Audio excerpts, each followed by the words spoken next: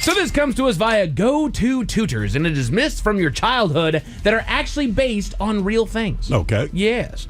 El Dorado. We all know El Dorado, yes. The City of Gold. The City of Gold. The Spanish conquistadors' quest for the legendary City of Gold was not pure fantasy. It was based on real ceremonies in Colombia where tribal leaders would cover themselves in gold dust and make offerings of gold and emeralds in Lake Guatavita. European misinterpretations and exaggerations transformed this actual ritual into an entire golden city, sparking centuries of destructive expeditions throughout South America. Sounds about right. We got to go find this thing. Everyone was covered in gold, right? By the time it gets back, you're just talking months. Correct.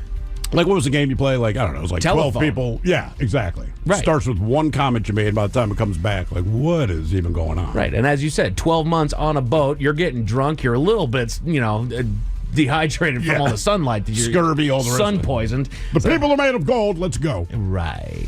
I mean, right? You're pooping in a pot in your place. Yeah. That time sucks. So he's like, hey, man, you want to hop on this rickety boat and go find a city full of gold? Like, yeah, man. Yeah, I do. Myths from your childhood that were actually based on real things. Thor's hammer. Can anybody other than Steve tell me what Thor's hammer's name is? I can't pronounce it.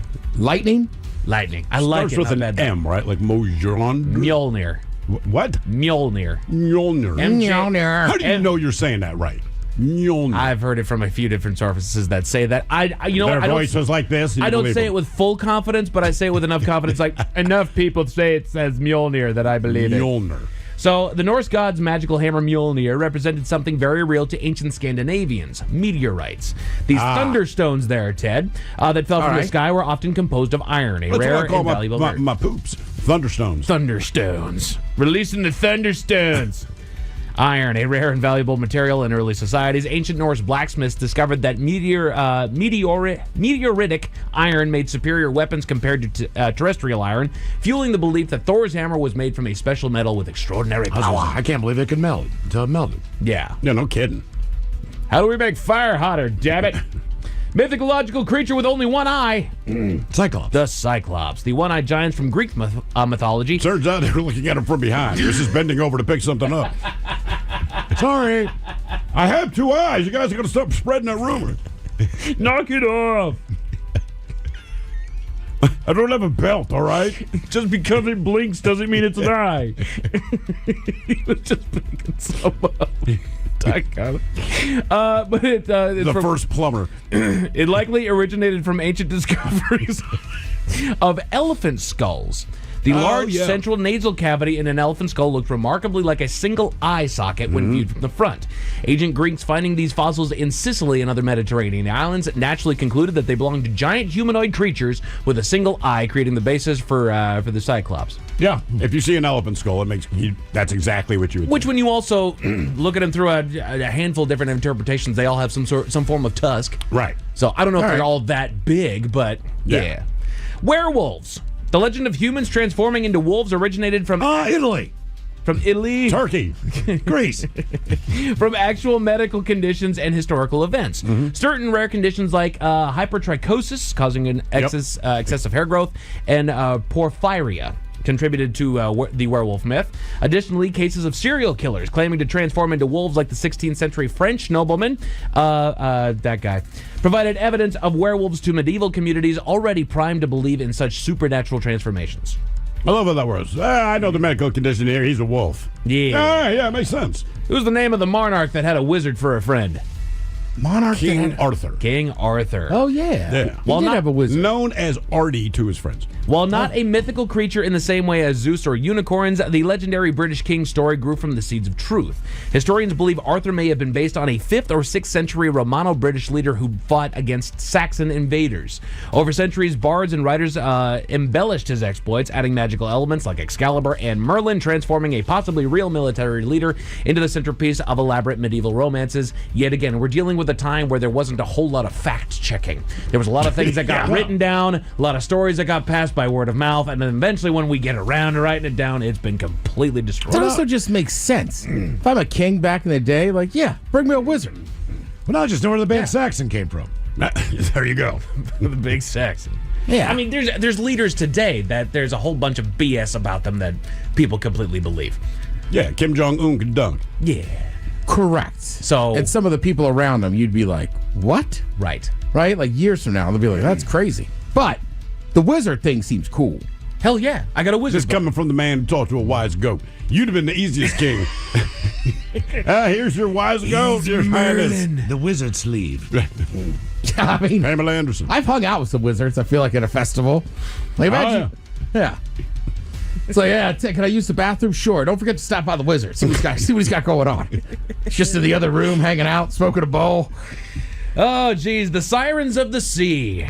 Oh, yeah, manatees. that'll draw you humanities. Now, my only thing Mermaids. with that is, right, the mermaid, they're like, well, they probably saw manatees. Now, to your point about El Dorado, how long have you been on a boat when you look at a manatee and say, I'm jumping in the ocean for that hot chick? Yeah.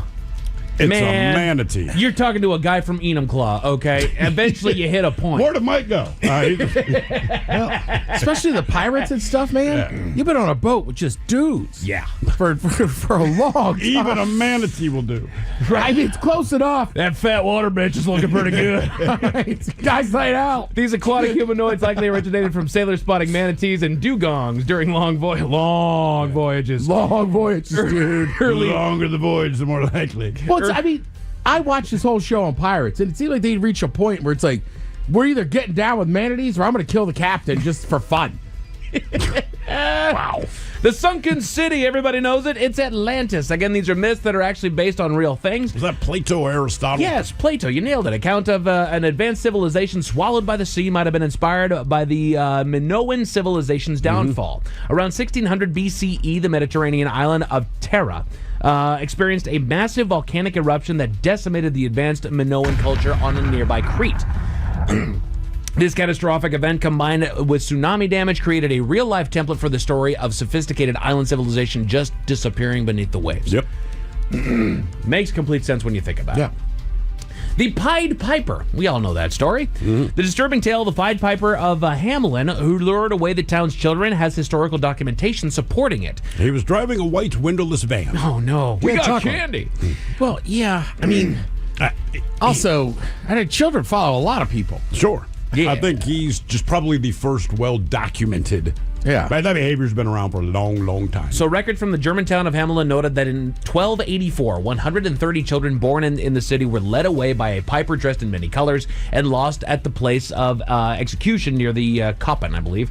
Yeah. Historians believe that this could reference either a children's crusade, an emigration movement, or perhaps an epidemic that particularly affected young people, as you guys are saying. A weirdo who just lured a bunch of kids away. That's what I'm guessing it was. Yes. Well, if it's like Santa Claus, you'd follow him. Well, yeah. Exactly. You know, that guy came around. I was like, I got toys. Follow me. Come on, kiddos. Dragons. These fire-breathing creatures appear in cultures worldwide, not just because they actually existed, Dinosaur bones. but because our ancestors discovered dinosaur fossils. That's exactly right. Ancient Chinese and European civilizations finding massive fossils created explanations consistent with their understanding of the world. In China, fossilized dinosaur bones were documented as dragon bones and used in traditional medicine for centuries, showing how real paleontological findings shaped mythology. And I think it also explains why dragons look different throughout different cultures. Depending which dinosaur bones you found. Correct. Right? Yeah. You know, you have ours that are over here they're quadrupeds. They do kind of they look like a Spinosaurus of certain kinds, just a little bit But you elongated. find a pterodactyl, Right. right? The That- bones, you're like, all right, And makes then sense. you go over to China where they're these big, long serpentine-like dragons. So it's just a matter of where you track these guys down. Unicorns. While we know unicorns aren't real magical horses with healing powers, they weren't complete fiction either. Early descriptions of unicorns likely came from travelers' accounts of rhinos, particularly the Indian rhinoceros with its single horn. Ancient Greek historians described one-horned beasts in India, and even medieval unicorn tapestries feature animals that look surprisingly rhino-like in body structure, which, if you consider it, rhinos on a bigger scale kind of have a horse shape. Sure. Well, and like, I don't think Miles is wrong. Like, there's so much about the ocean we don't know. Something washes up. Like, there could be one giant crab. But I'm just saying, something will wash up every once in a while, and you're like, it kind of looks like an eel. Right. So your mind just makes, you just you try to fill in make a the blanks. connection. Exactly. And then I'll leave you with this last and final myth from your childhood that was actually based on a real thing. She comes in the middle of the night to steal your teeth. The Tooth Fairy. This beloved childhood figure who exchanges... Doesn't steal your teeth, she man. takes them and gives you money. She just gives you the Ah, ones you that know already what? fell out. Good God, Mike. Hey, I never told her she could have it. I put it under there for safekeeping, and she just showed up with money. It's called a breaking and entering. Yeah. This beloved childhood figure who exchanges teeth for money originated from Northern European traditions dating back to the 13th century. In Norse culture, children's teeth were considered good luck charms in battle, and parents would pay for them to make necklaces and talismans. The modern American tooth fairy emerged in the early 1900s, becoming the winged sprite that we know today during the post-war prosperity of the 1950s. So there you go. Some myths that you didn't know the origins of that you do now. Passengers aboard a city bus in Ontario noticed something a little strange about their driver, Miles. What was that? Tell you all about it at 5:50. Thank you, sir. Headlines are coming to the 5:50. In the meantime, we made it to drinking time.